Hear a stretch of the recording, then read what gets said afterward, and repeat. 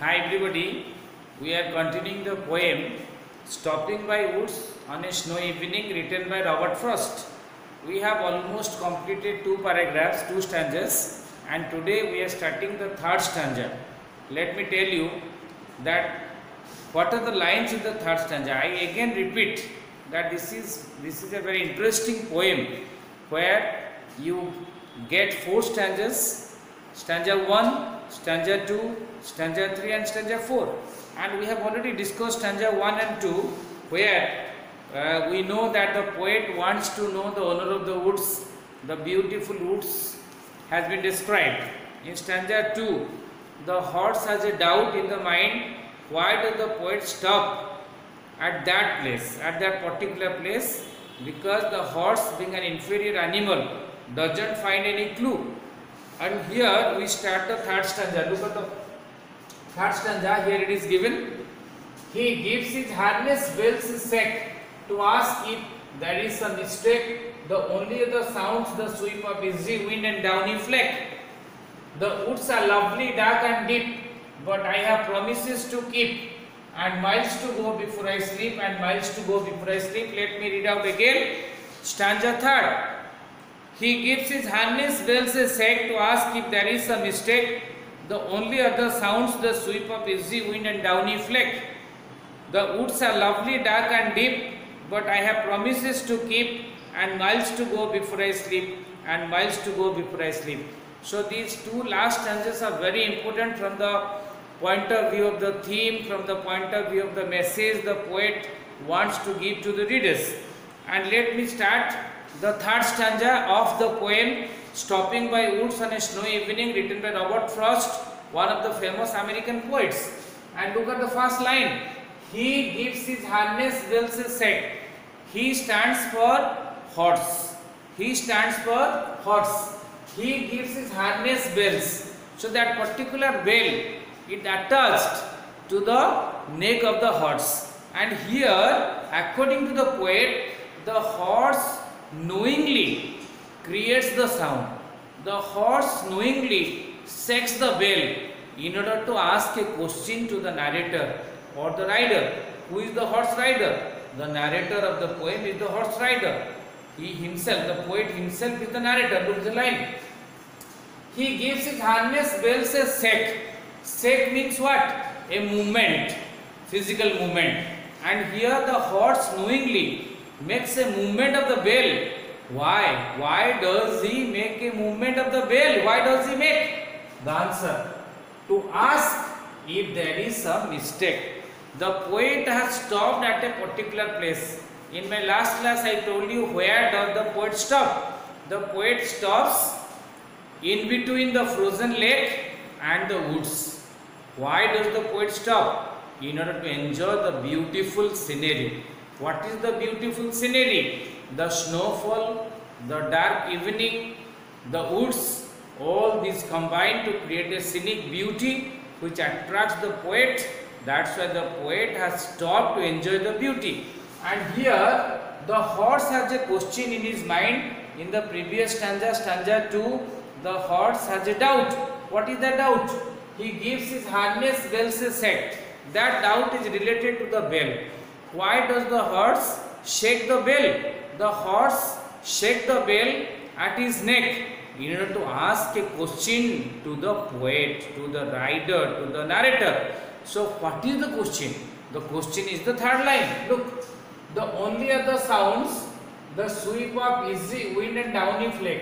So in this stanza, there are two sounds created.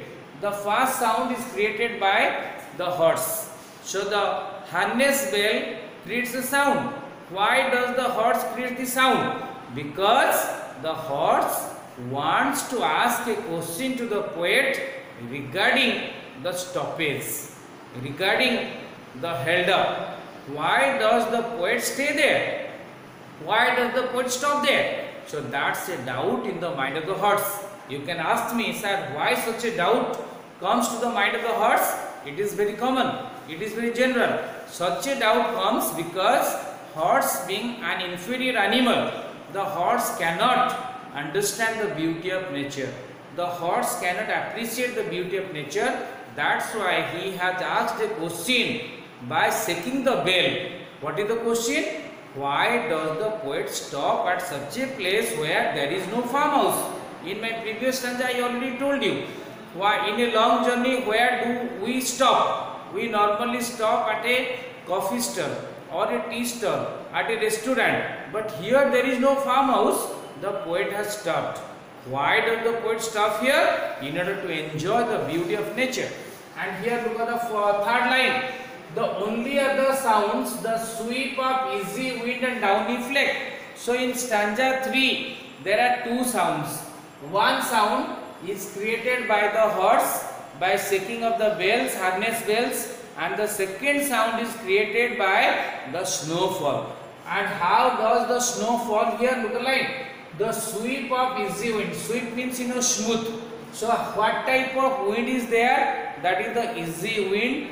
The wind is blowing very smoothly and there is snowfall. And flake means what? Snow.